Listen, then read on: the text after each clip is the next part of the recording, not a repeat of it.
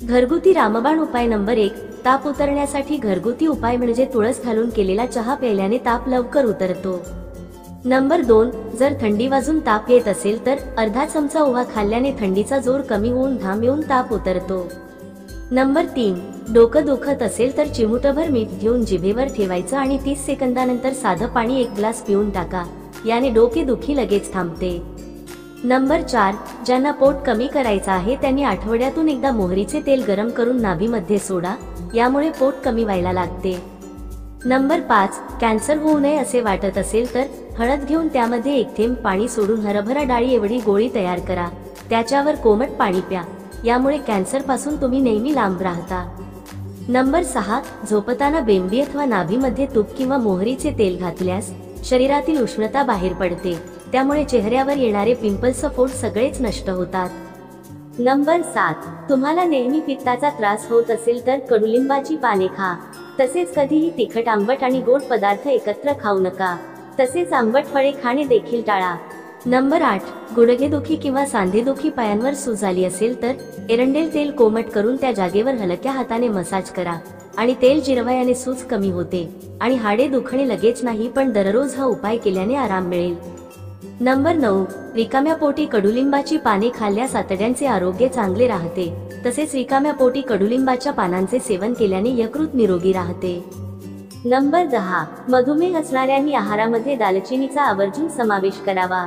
दालचिनी स्वादुपिंडाला इन्सुलिन सोडण्यास मदत करते, जे शरीरात ग्लुकोज प्रक्रियेस प्रोत्साहन देते, त्यामुळे 1 चमचा दालचिनी पावडर 1 ग्लास मध्ये टाकून दुसऱ्या दिवशी सकाळी प्या, याने तुमच्या रक्तातील साखरेची पातळी नियंत्रणात राहते। तसेच कडुलिंबाची पाने देखील खूप फायदेशीर आहेत। नंबर 11, साबुदाणा खाण्याचा आणखी एक फायदा म्हणजे त्यात ग्लुटेन नसते। साबुदाणा हाडे आणि दात मजबूत करण्यास मदत करते आणि लोहाची कमतरता टाळण्यासाठी साबुदाणा खूप फायदेशीर ठरते। नंबर 12, जर तुमचा माथा ठणकत असेल तर लवंगाचे तेल लावावे। नंबर 13, केसांमधील कोंडा दूर करण्यासाठी 1 ग्लास पाण्यात कडुलिंबाची पाने, अर्धा लिंबू सालासकट टाकून 2 चमचे तांदूळ टाकावे, साधारणतः 10 मिनिटे बारीक गॅसवर पाणी उकळून त्यानंतर थंड झाल्यावर वर शॅम्पू टाकून धुवावे, यामुळे केसांमध्ये कोंडा झालेला असेल तर तो मुळासकट निघून जातो, तसेच केस देखील चमकू लागतात। नंबर 14, कडुलिंबाच्या पानांचे सेवन केल्यास अनेक रोग बरे होऊ शकतात। नंबर 15, बऱ्याच लोकांना रात्री जेवणानंतर आईस्क्रीम खाण्याची सवय असते, परंतु रात्री आईस्क्रीम खाल्ल्याने फॅटचे व्यवस्थित पचन होत नाही आणि वजन देखील वाढते। नंबर 16, दह्यामध्ये दुधापेक्षा 15 पट जास्त कॅल्शियमचे प्रमाण असते। नंबर 17, शेळी भाकरी फेकून देण्याची चूक कधीही करू नका, त्यामध्ये भरपूर प्रमाणात फायबर असते। दुधासोबत शेळी भाकरी खाल्ल्याने अपचन, गॅस, ऍसिडिटी आणि पोटाच्या अनेक समस्या देखील दूर होतात। नंबर 18, जास्त खोकला येत असेल तर 1 चमचा अद्रकचा रस आणि 1 चमचा मध हे चांगले मिक्स करून हे मिश्रण घ्यायचे आहे, यामुळे घशातील इन्फेक्शन कमी होते, तसेच छातीतील कफ पातळ होतो, याने लवकर आराम मिळतो। नंबर 19, चालण्याचा व्यायाम करणाऱ्या व्यक्तीला हृदय रोगाचा त्रास कधीही होणार नाही। नंबर 20, मोठ्या केळ्यांपेक्षा लहान केळीमध्ये जास्त प्रमाणात कॅल्शियम असते।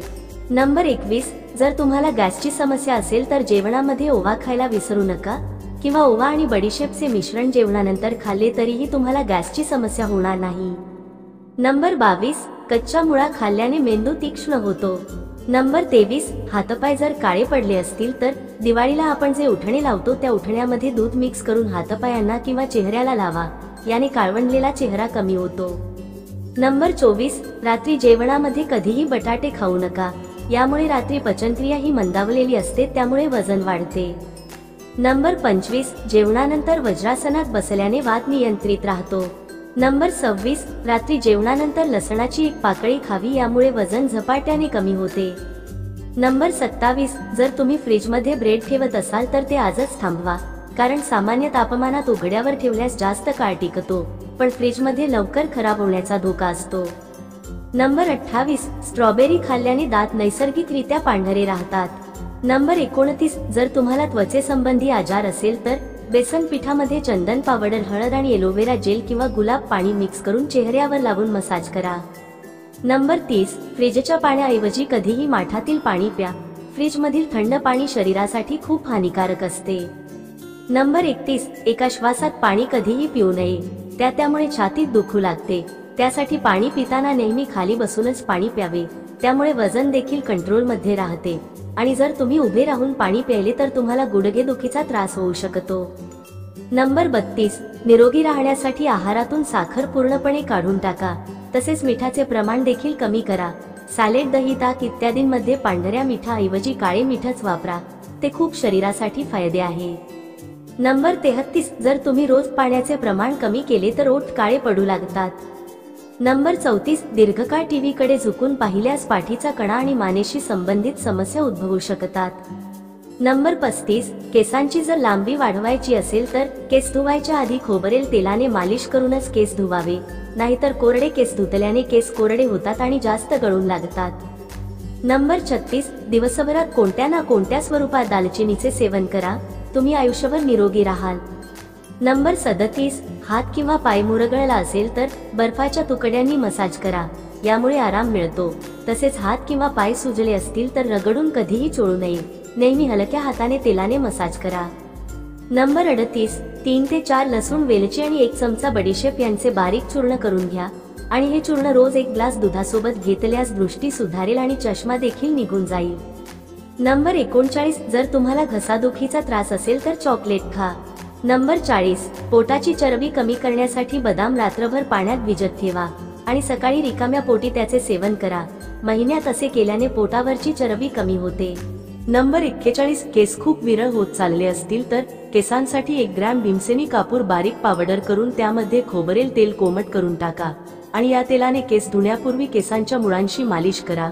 30 मिनिटांनंतर केस धुवा, असे आठवड्यातून 2 वेळा केल्याने केसांच्या समस्या दूर होतात। नंबर 42, पोट जड होऊन फुगल्यासारखे वाटत असल्यास दालचिनी सगळा फरक जाणवेल।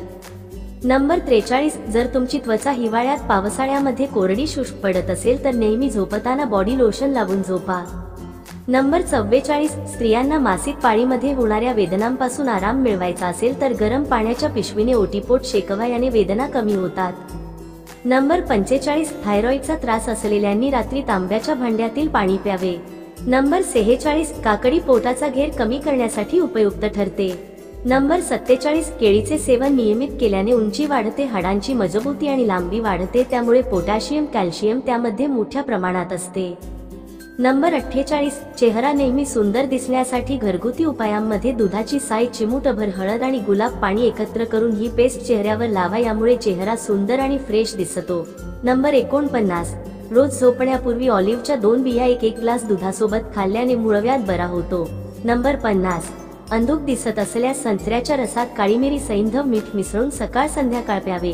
अशाच नवीन घरगुती उपाय बघण्यासाठी चॅनलला सबस्क्राईब करा आणि व्हिडिओ आवडला असेल तर लाईक करा आणि फ्रेंड्स फॅमिली सोबत शेअर करा। धन्यवाद।